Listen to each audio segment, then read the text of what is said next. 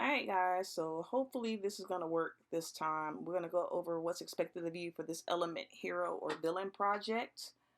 Um, First of all, it is due when we come back from break. So that Friday after we come back, March 26th by midnight that night. So before you begin, you want to check the list in Schoology. Make sure that you know which element you've been assigned. If you do a different element than the one you're assigned, you will not receive credit. So make sure you do the one that was assigned, the one that's listed by your name. If by chance I missed your name, just send me a message. I will set you up. I try to do it as fast as possible. Um, but if I miss you, just let me know. So once you know which element you have, then you're going to begin the research part. So that's what hopefully you did today. Kind of worked on the research, started gathering information that you're going to need for the poster. Your research classification portion is half your grade. So if you do not do this portion, and I need to see the work, then you will not get credit. If you're at home and you can't print, you can do this information on notebook paper or however. As long as I see it, I'm good. Um, Next up, after you've added your information, you're going to use that information to write a one-page backstory for your hero or villain. That's 350 words minimum. So 350 to 500 words is usually one page. So 350 is going to be your minimum. I'm not going to do a maximum because some of you really like to write, so I don't want to hold you back. But 350 is the minimum. So make sure you cover that. And your backstory should make sense for the information you gathered about your element. Next up is designing your character. So your character should have ties to your element. There should be an obvious connection between the features you give your character and the element that you were assigned. You can use a template. I will put the templates in the folder for today. But you can also do it on your own. So however you decide to do it, I'm absolutely fine with. Just make sure that you modify anything that you use that you didn't design 100% on your own. I need you to modify and personalize it, make it fit for what you have. Your poster must be neat, or your character must be neat, fully colored. I'm not judging your drawing skills, but no stick man. I will judge your design skills, how you put your whole poster together. Make sure there are no inappropriate weapons in your design, and make sure you do give your character a name. So once you're ready to put it all together on your poster, you're going to refer back to your information packet to ensure you know what the requirements are for each section of the completed poster. Make sure you have a plan. Design the elements of your poster in a way that is appealing to others. Remember, this isn't for you. You're advertising that particular character. So go back and look at the first page where it talks about your audience and your role.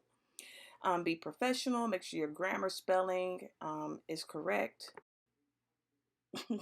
Make sure your grammar and spelling are correct.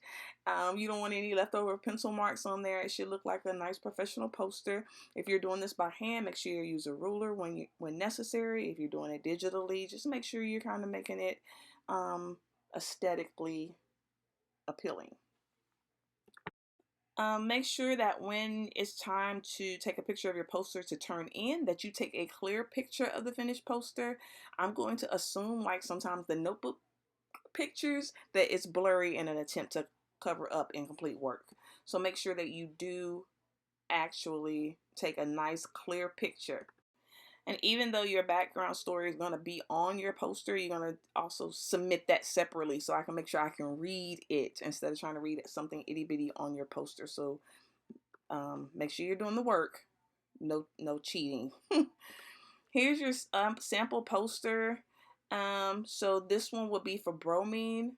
It has the periodic table square like the instructions ask you to do, to give her a slogan. Her name is Trente Cinq because she is number 35, and that is 35 in French. You will go through, you will present the information that you gathered on your particular element. You're going to put you can put like a picture of your backstory on there, or however you want to do it. If you're doing it by hand, you would just put the actual backstory, print it out, put it on the poster.